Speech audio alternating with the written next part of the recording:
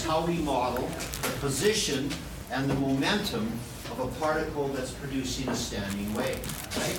So if you think about the same particle in two boxes, and basically you've got, the same amount of energy for both. So in a small box, you're moving very quickly, because it doesn't take very long for the standing wave to go from one end to the other. But in a large box, it moves a lot slower.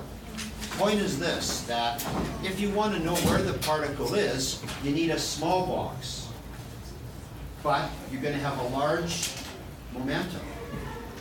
And if you don't care where the particle is, but you want to know what it's doing, then you use a large box, and you've got smaller amounts of uncertainty in the position, in the energy, right?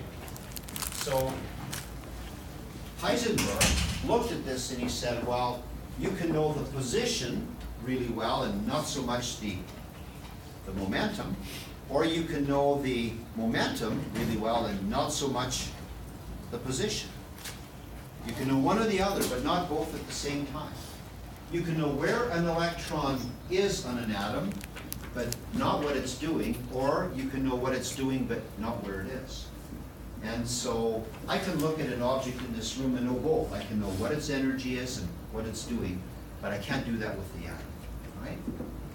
So you may not accurately determine both the position or the energy momentum of a small moving particle, and you can't know them both at the same time because it falls to this. So the standing wavelength, the inverse of it squared, is going to be relative to the energy. So make the wavelength smaller and the energy goes way up.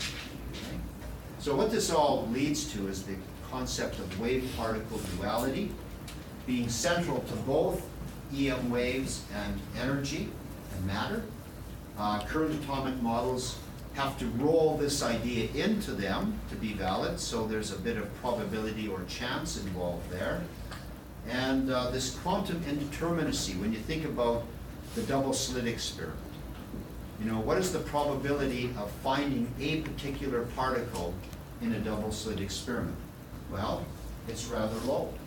We can predict accurately with the diffraction pattern, interference patterns, where many of them go. We see the bright